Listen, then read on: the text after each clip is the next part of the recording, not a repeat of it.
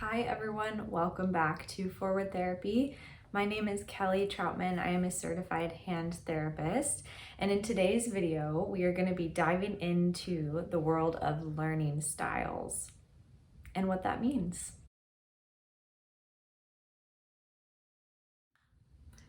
Whether you're a student in an OT or PT program or in other programs, you're all welcome here. We're all part of this awesome community.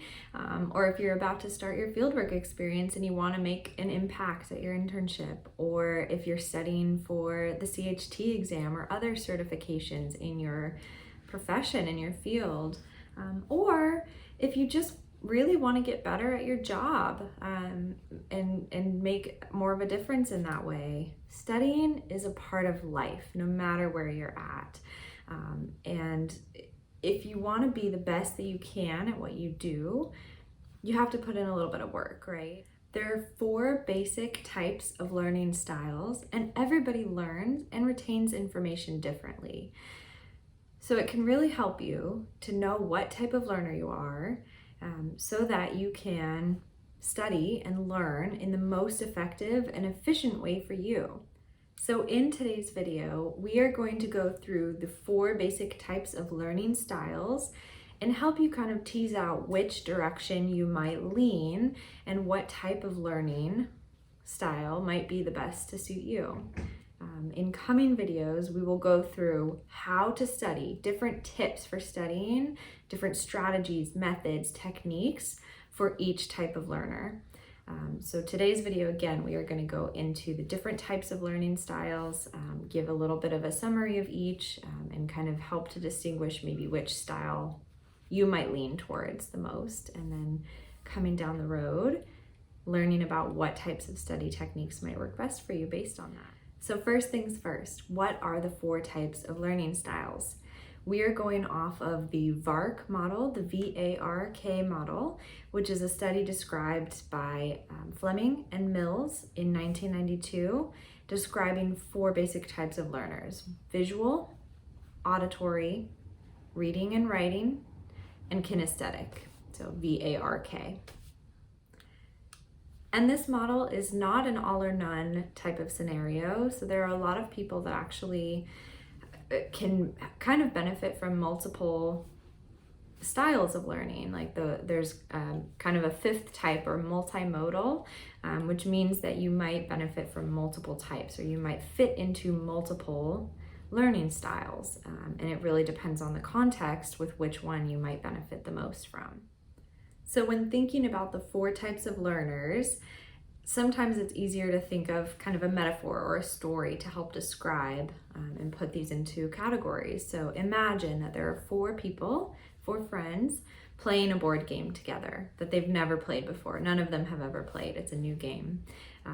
One player opens up the box and immediately goes for the written game instructions, the little manual that comes with the game, so that they can read and understand how to play the game.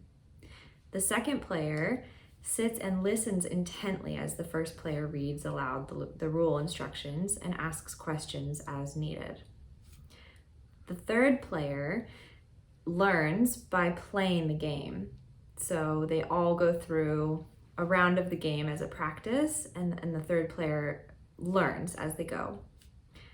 The fourth player is going to learn by looking through the diagrams of the strategy that are included in the manual and the graphics that are included. So based on that story or that example, we can see that all 4 players had a little bit of a different way that they preferred to learn how to play the game, but they all were able to learn how to play. So everybody has a different style that tends to work best for them and what makes sense for them to help them learn and retain the information.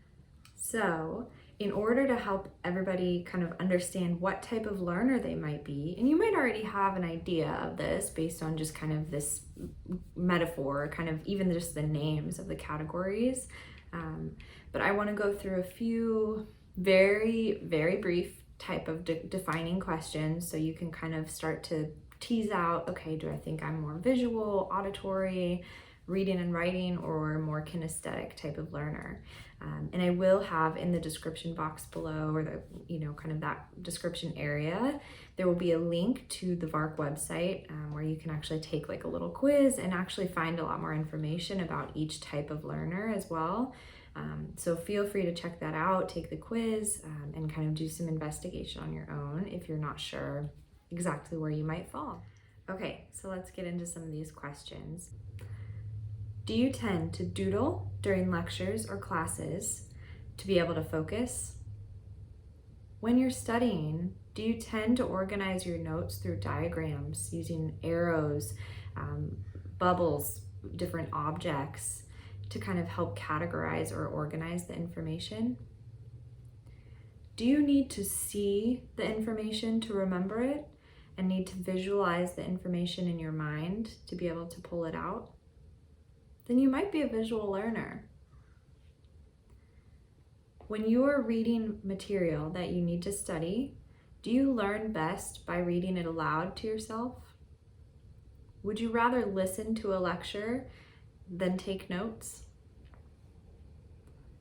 Do you tend to be somebody that understands information better when it's verbally explained to you versus reading it off of a page? Then you might be an auditory learner. Do you struggle to sit still during lectures or while studying? Do you need to take breaks to walk around frequently when you're studying or learning? Do you tend to learn best by doing rather than watching? Do you need to actually practice doing something to be able to learn it? You might be a kinesthetic learner. And lastly, do you learn well by reading text? Do you tend to keep a diary or a journal? Do you find that you express yourself better through written words than you do through verbal? When you look around the classroom or a lecture hall, do you notice that you tend to take more notes than your peers? Are you somebody that tends to make a lot of lists? If so, you might be a written or reading type of learner. And again, this was a very short, simple type of explanation, just starting to tease out kind of which direction that you might lean in. That might be the best way for you to learn. Again, I think it can be very advantageous when whatever type of studying or learning you're trying to achieve, whether that be for a hobby that you're starting, or if you're studying for an exam, or if you just want to learn something so that you can provide better care for your patients, whatever the reason might be, knowing the type of learner you are can really make a difference in how well you're able to learn and retain information. And that can save you really valuable time in the long run. So again, just like a simple overview, kind of starting to tease out which type of learner you might be. And again, if you're uncertain, you're still not quite sure, if you feel like you have kind of some overlap in some of these areas, I would definitely recommend checking out the VARK website, taking the quiz, just seeing kind of where your kind of strengths lie and what you tend to lean towards. And again, this is not an all or none scenario. It's something where you might have different areas that you are better at with certain tasks. So just having more of an understanding of that in yourself can be really super helpful. I hope you guys enjoyed today's video, and hopefully something kind of cool to start thinking about and learning. Again, studying is a part of life and getting better at different things at different times. So hopefully this will be helpful in the future. And in our next video, we are going to start going through some tips and tricks, different strategies and methods for each type of learner for studying. So what kinds of study techniques, methods, different tips can each learner benefit from? So look forward for that in the coming video. And I hope you guys enjoyed this video. If you did, please give it a thumbs up, subscribe to the channel so you never miss another hand therapy video again. And I'll see you all next time. Thank you.